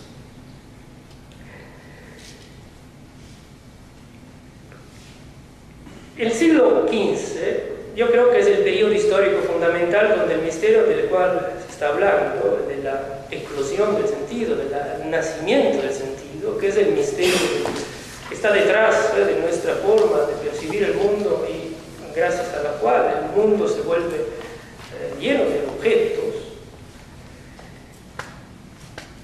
En el siglo XV podemos ver finalmente el despertarse de una idea de artisticidad nueva que erróneamente puede ser confundida con un regreso a la antigüedad. No hay ruptura, sino hay cambio en la historia del arte. Y ese cambio se da no de forma drástica, radical, sino se da en la manera de considerar el arte. La recuperación de los clásicos fue solo un pretexto, ya que el arte pasó de ser un reproducir a un hacer ver. Empezando por León Battista Alberti y pasando por Piero della Francesca hasta llegar a Leonardo da Vinci, nos encontramos con una increíble cantidad de textos de creadores dirigidos a la producción artística, Y lo que asombra es que en dichas obras no encontramos cuestiones prácticas, consejos, recetas, secretos, como en la obra de Cennino Cennini al inicio del siglo XV, que marca el inicio de ese siglo, era muy técnica esa obra, sino más bien nos sorprende el convencimiento de esos artistas en defender y justificar la dignidad teórica de la pintura, la escultura y la arquitectura para ser incluidas en la lista de las 7 artes liberales. Sabemos muy bien sobre todo Alberti empezó a decir, no, estas artes no deben estar entre las artes mecánicas, hay que insertarlas en las artes liberales. ¿Por qué Alberti quiere hacer eso? ¿De dónde viene esa necesidad? Obviamente porque el arte representa para Alberti una actividad no solo técnica y mecánica, sino una actividad teórica y tiene que ver con el conocimiento teórico, tiene que ver con las artes liberales, como la música, como, bueno, sobre todo las artes liberales que tenían que ver con la geometría, con las construcciones geométricas. Aquí es donde podemos encontrar un verdadero punto de quiebre entre antiguo y moderno. Más allá de dividir el arte en objetivismo clásico y subjetivismo moderno, debemos considerar estos estudios teóricos renacentistas el símbolo de la institución de la práctica artística como actividad autónoma respecto a la artesanía y a otros oficios productivos, pero al mismo tiempo sin romper la continuidad sustancial que caracteriza su historia. La historia del arte no es que es otra, cambia, pero sigue siendo el mismo arte. Dicha continuidad se debe al hecho que si bien la liberación de la pintura en particular y de forma separada de la arquitectura y de la escultura, la liberación de las artes mecánicas pasó principalmente por su integración en el mundo de la especulación teórica. Esto no significaba el abandono por parte de dichas artes de su antigua y fundamental naturaleza técnica. El arte seguirá siendo una actividad técnica. La integración en la pintura de las teorías de la óptica antigua y de aquellas nuevas o propuestas en la misma época funcionó más bien como el detonador de una conciencia de autonomía creativa del arte respecto a otras actividades productivas humanas. El arte se autonomiza, encuentra su punto de autonomía, este es el punto de vista de Dino Formaggio, justo en este periodo. Autonomía respecto a la religión, respecto a la ciencia misma, respecto a la sociedad. El arte se vuelve finalmente lo que de verdad siempre fue, pero siempre fue de forma indirecta, no consciente, es decir, una actividad libre, una actividad creativa, productiva. Entonces, cuando vemos los artistas del Renacimiento, no pensamos que sean iguales a los artistas antiguos. Ellos están creando desde la nada, aunque esto pueda levantar un poco la... Por esa razón hay que subrayar que ya en el 400 se encuentra formulado un problema estético fundamental, es decir, el de la creación ex nihilo. Porque el objeto del artista del primer Renacimiento no era la mera representación de la naturaleza. A pesar de lo que podrían decir las pinturas, la ilusión óptica no era el fin último del artista de esa época, sino un medio para dar vida a un discurso creativo que en aquellos años miraba más allá de la perfección formal de los antiguos, sin negarla, obviamente, pero para ocuparse más bien de todo el complejo orden de los elementos fenoménicos que organizan la visión en la tela, la perspectiva, el dibujo y el color. Esta, podríamos decir, es la idea de artisticidad nueva que entre varias polaridades se impone en el primer Renacimiento. Aquí había que recordar a Alberti, que ya recordé, su espíritu inicial, y recordaría también al final del siglo de Leonardo. Leonardo da Vinci tiene una idea claramente que sigue su planteamiento naturalista y sus estudios científicos, para el cual entonces el arte, y en particular luego la perspectiva, el arte es un medio no para pintar, sino para pensar. ¿Sí? Es una actividad mental, dice Leonardo. En línea con el naturalismo descriptivo objetivo que caracterizó también su investigación científica, para el artista toscano, pintar significaba mostrar lo que se encontraba explicado en palabras dentro de los libros de filosofía natural. Es decir, la pintura lograba representar con las imágenes los pensamientos. Uno dice, ¿cómo? Bueno, estamos en la época del 1400. Para este autor, finalmente, parecía solucionarse la dialéctica entre arte y ciencia a favor de la segunda. El arte era, finalmente, una actividad científica. Diferente era el punto de vista de Piero della Francesca. Hablo de él porque Dino Formaggio en el 57 escribe un texto sobre Dino Francesca. Bueno, vamos cortando. Y diferente entonces el pensamiento de Piero della Francesca. Piero Francesca está convencido, en cambio, de la cuestión que la perspectiva, según Formaggio, la perspectiva de Piero della Francesca, la perspectiva, según Formaggio, es un medio a través del cual Piero Francesca quiere hablar del mundo real. Raramente uno piensa que es un idealismo. Ustedes habrán visto, obviamente, los cuadros, sobre todo la crucifixión, por ejemplo, clásico de Piero della Francesca, ven esa estructura geométrica, piensan eso es un libro, es una pintura idealista. No es lo que dice Dino Formaggio, es una pintura realista. Porque realismo, dice Formaggio, significa, según él, viendo el personaje humanista, es un empeño particular, dice, ni mítico ni místico, sino científico y racional del hombre frente a la legislación pura, concretamente objetiva de las cosas del mundo natural y del mundo social. Por esta razón, ahí en donde el idealista anula la realidad, llena de formas y resistencias de la presencia sensible y finalmente destruye la ciencia como experimento y como problema para glorificar el escape religioso, dice Dino Formaggio, sigo citándolo, el realista, y en particular en este caso Piero della Francesca, al contrario, parte de la humilde aceptación de dichas resistencias y formas de la realidad sensible y sin más divagar indaga con científico esfuerzo las leyes del desarrollo objetivo de los fenómenos. En ese sentido, entonces, según la visión de Formaggio en ese pequeño texto sobre Piero della Francesca, el realismo consiste principalmente en aceptar lo que es el principio principal, básico, que es el principio de esta resistencia del mundo sensible. El mundo sensible se resiste. ¿Y en qué consiste esta resistencia del mundo sensible? Probablemente lo podemos ver a través, y ese era el planteamiento de mi participación el día de hoy, a través de la mirada de Merleau-Ponty. En el texto que conocerán, el texto del lenguaje indirecto de las voces del silencio, Merleau-Ponty habla en cierta forma de lo que son, él dice, los sistemas de equivalencias. Él hace referencia en parte a la perspectiva del Renacimiento, diciendo la perspectiva finalmente es una forma de organizar la mirada, el mundo percibido en una única, como decir, en una única mirada instantánea, como si estuviéramos viendo el mundo en instantánea, una fotografía prácticamente.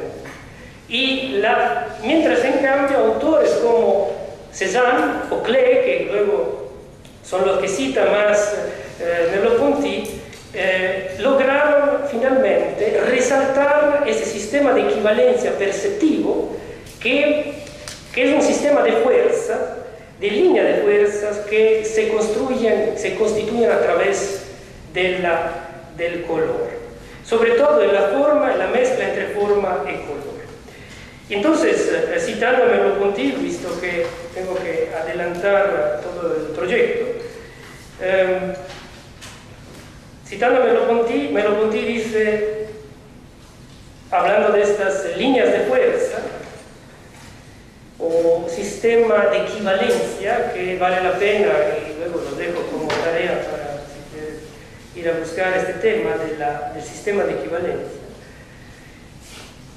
Dice, la verdad en cambio es que todo ha pasado en el mundo humano. Bueno, déjenme checar un segundo. Su punto de eclosión entonces consiste en una elección entre varias pero limitadas condiciones dispersas, dentro del cuadro, un conjunto de posibilidades informuladas e informulables. Merleau-Ponty en su libro cita a Matisse. Hay una escena particularmente fuerte en donde él explica cómo Matisse, grabada también con una cámara, donde Matisse está haciendo unos gestos, el pintor está haciendo unos gestos, y él dice, no es verdad que Matisse está eligiendo en una cantidad infinitas de posibilidades ideales. Matisse está totalmente metido en su cuadro, metido en sus gestos, y esos gestos son totalmente casuales en el sentido de contingentes. Y entonces la elección que está haciendo Matisse no es una elección espiritual, viendo, no sé, en un mundo de la fantomático, un mundo de las ideas. Está viendo en el mundo de la realidad, en el mundo perceptivo. Es decir, está viendo el cuadro, está viendo su mano, y mientras siente, se va conformando un sistema de referencias perceptivas que mezclan percepción, dice Merleau-Ponty, y gesto. Pintar siempre es pintar. El arte es una actividad totalmente, no digo casual, pero contingente. La contingencia es finalmente el elemento central que está abajo de la formación del sentido. ¿Sí? Me gustaría ir adelante sobre este tema, pero no es ideal, es técnica, la actividad artística. Lo siento, yo no soy artista, pero parece que estoy hablando de lo que no sé, pero finalmente ahí estamos teorizando y siguiendo la actividad de lo que dice Merleau-Ponty. Merleau-Ponty, sin embargo, quiere quitar de la vista ese mito del genio, decimos así, que a través del cual habla un dios, ¿no? Como en la figura de León citada, y decirle que si tenemos que ver qué es el arte tomamos en cuenta la actividad física, la actividad técnica y al mismo tiempo la contingencia. Obviamente ese cuadro lo podía solo hacer Matisse, eso quiero decir, no es que lo podía hacer cualquier otra persona, según Merleau-Ponty. Y aquí se desprende el tema del estilo, que no me va a dar tiempo agregar, que es otro punto central, porque finalmente de este sistema de equivalencia que es único, un cuadro de Matisse es diferente a un cuadro de Van Gogh, un cuadro de Van Gogh es diferente a un cuadro de Cézanne. ¿Por qué es diferente? Porque cada uno tiene dentro de sí su estilo. Y ese estilo no es algo tampoco que nace así por casualidad, que se construye a través de manera también inconsciente, dice Merleau-Ponty. Es decir, no es que el autor, hasta dice, el autor no sabe por qué lo hace así, o no sabe dar una explicación, ¿no? Como en esa entrevista de Fellini que decía, aquí todo me habla de Fellinesque, pero yo no sé qué es Fellinesque, ¿no? Digo, yo hago mis películas, luego me dicen que son Fellinesque estas películas. Oye, esta es la idea que el artista sabe, es el menos indicado para explicar su estilo, así como dice Kant cuando dice, finalmente el artista no sabe decir todo el camino que lo llevó hacia esa obra, ¿no? Mientras puede, dice Kant, un científico hacer todo el camino y seguir de un lado al otro, desde toda la teoría que lo llevó hacia un descubrimiento científico, según lo que dice Kant. Entonces el estilo es el punto finalmente en donde ese sistema de equivalencia se une y fundamenta, crea lo que es el artista, lo que es su obra. ¿Y de dónde viene el estilo? Bueno, viene de la experiencia. Las obras que ha hecho son importantes, hay un camino en el estilo. Él dice, el último Vermeer probablemente no es Vermeer. Los cuadros del último Vermeer no son Vermeer. ¿Cómo? ¿Sí? Porque era viejito, no lograba transferir su estilo. Entonces ya no son Vermeer, aunque lo hizo Vermeer. Entonces aquí podría entrar una discusión si los últimos cuadros de Monet, que casi no veía, son de Monet, o son... esos sí son Monet, son más Monet esos de los otros. Entonces había que ver relación entre el artista y su obra. Entonces, terminando, la idea principal es que desde esa mirada y la mirada del sentido que se genera a través del arte, se puede finalmente dar vida a una teoría que pueda entender el arte como una actividad autónoma, creativa, respecto a la ciencia, sin embargo, relativamente autónoma. Y así como el arte es relativamente autónoma respecto a la ciencia, lo es respecto a otras formas de convivir, justamente porque el arte, a diferencia probablemente de la ciencia, que camina en un sentido cumulativo, la teoría de la ciencia moderna, la teoría, decimos así, punteriana, la idea de toda manera que habla de un conocimiento cumulativo, dejando a un lado la teoría obviamente de esta anárquica, contra el método, ¿no? Que obviamente va en otra dirección, mientras el camino de la ciencia es probablemente cumulativo, es decir, pasamos de Newton a Einstein, con una teoría más amplia, la teoría cuántica. Es verdad que la ciencia el arte no es cumulativo. El arte no es que agrega verdad o que el arte vaya en una situación, una dirección progresiva. La verdad, yo creo que la relación entre arte y ciencia, obviamente esa dialéctica, agrega mayor conciencia para los artistas que son más creativos, ¿no? Más libres, y eso es lo que caracteriza al arte contemporáneo. Gracias.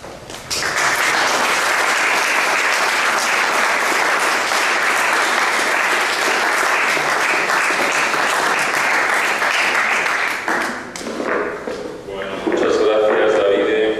Estoy seguro que tendremos el placer de leer tu comunicación, que era una ponencia, en el próximo boletín de la Fundación Mindan Manero, igual que la de Alex, igual que la de Alfredo, la de Manfredi y la de Kevin. Entonces, a las 9:30 tenemos el acto de inauguración de nuestro curso en el patio del Centro Buñuel, y ahora tenemos 15 minutos, yo creo que para hacer pues 10 preguntas tranquilamente, por ser generoso y optimista, ¿no? Sí. Román. No es exactamente una pregunta, aunque va implícito, es plantear una serie de problemas a las exposiciones. Entonces, el primer problema que plantearía sería la identificación de la sensibilidad artística con hombres, la polar. Eichmann era una persona que tenía un cultivo de la personalidad, del arte, Eichmann. Bueno, los comandantes nazis de los campos de concentración eran personas formadas de manera sofisticada, que apreciaban el mundo del arte. Bueno, de hecho, una de las actividades era arramblar con todas las obras de arte en Europa, ¿no? Entonces, esa identificación de la sensibilidad artística, la sensibilidad y la humanidad, pues yo creo que es un poco complicado mantenerla después de Gauss. Y luego me preocupa otra cuestión, que es que cuando se va a intentar encontrar la esencia del arte, nunca mejor dicho, se acaba con una sustancialización. Y esa sustancialización, claro, nos lleva incluso a ver la historia del arte falseada. Porque, claro, yo no aceptaría de ninguna manera, desde la obra de arte, que me parece que es el punto que habría que partir, porque es la realización material, eso lo podemos ver, lo que piensa el artista o tal es imposible, ¿no? Entonces, desde la obra de arte, pues es mentira esa historia lineal de naturalismo y abstracción. Vamos, hay que ir al arte prehistórico para encontrar las abstracciones. Podría decirse que, bueno, es que no sabían pintar, ¿no? Sino el arte paleocristiano es la máxima abstracción. Y luego hay determinadas cuestiones que me parecen esenciales, que también yo creo que hay una ideología dentro de la historia del arte que tiende a falsear eso. hay técnicas que se conocen, por ejemplo la perspectiva en la meta, ahí pues, está mucho más desarrollado lo que se dice, pero claro, hay motivos teológicos que imponen que no haya perspectiva, porque cuando una persona es divina tiene que estar en primer plano. Y bueno, si este argumento no vale, está todo el arte árabe, que suprime la figura humana por una cuestión puramente ideológica. Y luego yo creo que hay otro elemento que hay que introducir de alguna forma. Rápido, que tenemos que hacer 15 preguntas. Que es el carácter constructivo. O sea, determinados elementos, como el tiburón de 12 millones de dólares o el váter, pues no se pueden entender sin la idea de museo, por ejemplo, ¿no? Y eso es un tema constructivo, porque hay que enmarcarlo dentro de el propio desarrollo sociológico del arte, ¿no? Que sería una dimensión que hay que introducir de alguna manera. O sea, no podemos reducir todo a... Claro que no. A ver, yo contesto por orden, si os parece, yo brevemente. A ver, en cuanto a lo de Eichmann, yo creo que esto ha quedado muy claro en la conferencia de Ricardo y yo también lo he comentado a continuación. La experiencia estética siempre se va a anticipar a la competencia artística.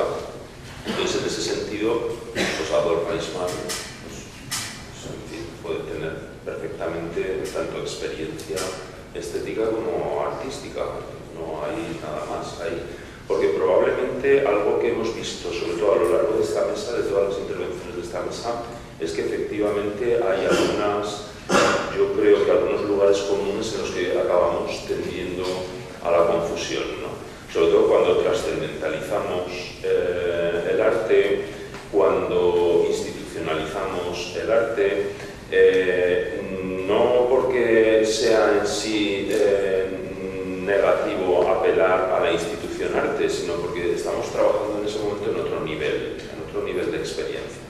Es decir, no es lo mismo cuando planteamos las condiciones de la experiencia estética desde la fenomenología, tal como hemos hecho al inicio de esta tarde, que cuando trabajamos pues, en el nivel de la recepción, en el nivel de la técnica, hasta todos los reduccionismos de los que hemos hablado, ¿no? Es decir, podemos, en fin, los tratamientos estructuralistas, positivistas, confunden ahí una serie de niveles y probablemente de ahí surgen muchas de las confusiones que tenemos habitualmente cuando hablamos respecto al arte, ¿no? Pero lo que está claro es que precisamente el antídoto de esas confusiones es el tratamiento fenomenológico. ¿Por qué? Porque el tratamiento fenomenológico está proponiendo una aproximación que sabe distinguir perfectamente esta serie de niveles en los que nosotros nos aproximamos al fenómeno. Al fenómeno, como decíamos antes, nada más que como fenómeno, ¿no? Entonces, yo creo que, vamos, una cosa no quita la otra. Yo estoy de acuerdo contigo en que hemos, durante mucho tiempo, utilizado categorías transcategorizadas que han generado en el arte, sobre todo, pues esas anábasis esas metabasis de las que hemos hablado habitualmente, ¿no? Esas transcategorizaciones, esas confusiones de niveles, ¿no? Creo que una cosa no quita la otra.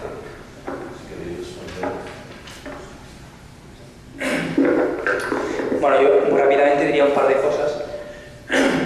La primera es, en el caso este de Eichmann, ¿no? Se suele poner como ejemplo de la no relación entre la moral y el arte, o la moralidad y lo estético.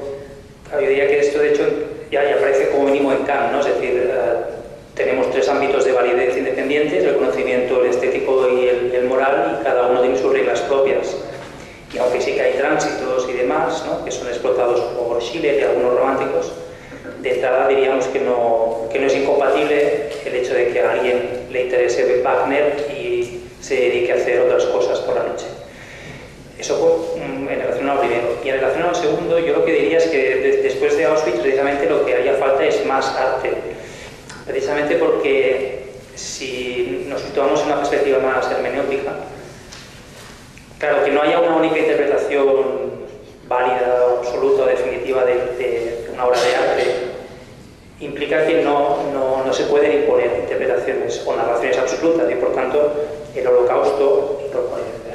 máximo de pensamiento o discurso único, es aquel discurso que no entiende la naturaleza de lo estético y por tanto, por definición, es incorrecto.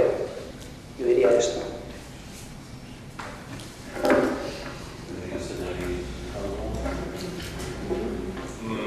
¿Más preguntas?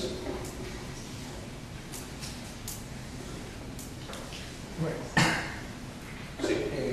Ya que salió otra vez el tema del fin del arte, sí que me interesaría ver, porque me pareció que era algo que el profesor Davide quería hablar de él y es algo al que al final no ha llegado. Y a mí me interesaría mucho cuál es ese punto de vista, porque es un autor que yo no conozco, de Formaggio sobre el fin del arte. No sé si es mucho pedir, si se podría formular de una forma un poco sintética, ¿no? No logro ser sintético. Voy a intentar rápidamente. Él dedica parte del libro, no todo, a la cuestión de la superación, ¿no? Esa idea de la dialéctica hegeliana, y él considera que ya desde los primeros textos, hay un texto de los juveniles de Hegel, él habla de muerte en un sentido diferente respecto al concepto de acabarse. La muerte es de los hombres, las cosas y los animales se acaban, él dice más o menos. Entonces los hombres mueren porque morirse se inserta en un sentido que podemos llamar ontológico, existencial, que dicen morir para los hombres no hay muerte porque hay un permanecer con tus obras, en los recuerdos, hay una resonancia de esa muerte. Partiendo de eso, citando estos, él va pasando por el concepto de transformación, ahorita no me acuerdo el término específico en alemán, de pasaje, que luego será la antítesis y luego la síntesis en lo que será el texto sobre el sistema de las ciencias. Y, en la fenomenología del espíritu ya introduce el concepto de pasaje entre arte y ahí el lugar específico lo tiene la religión. O sea, la religión todavía está, dice Formaggio, conectada al arte y es un momento central para el desarrollo, el pasaje del arte entre momento clásico y luego momento romántico. Y hay un pasaje que, de todas maneras, en la fenomenología del espíritu no hay todavía esta tripartición clásica de su estética. Sin embargo, hay una referencia a esta decadencia del arte a través de la comedia y de la ironía socrática de la comedia. Y luego, lo que finalmente quiere decir Formaggio es que el arte romántico, todo el arte romántico, que para Hegel va desde la decadencia del arte clásico, con la introducción de la religión católica cristiana, hasta, para Hegel, hasta su tiempo, todo ese periodo no es una muerte, el arte no ha muerto, lo dice Formaggio, porque el arte sigue viviendo, que Hegel nunca dijo que el arte había muerto, eso es lo que dice Formaggio, que obviamente es lo que sucedió, obviamente nadie diría eso porque si no, no estaríamos aquí, estaríamos tomando un café. Estamos aquí porque el arte no ha muerto y eso es el centro de la discusión. ¿Qué es el arte contemporáneo? Para Formaggio es un diálogo entre arte y filosofía.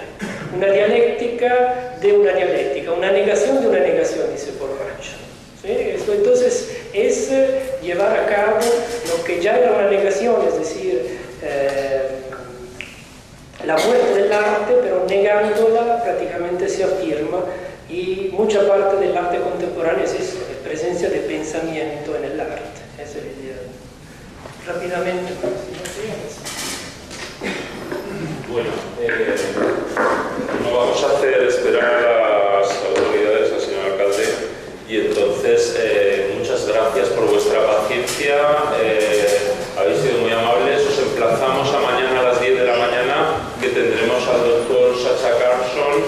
y una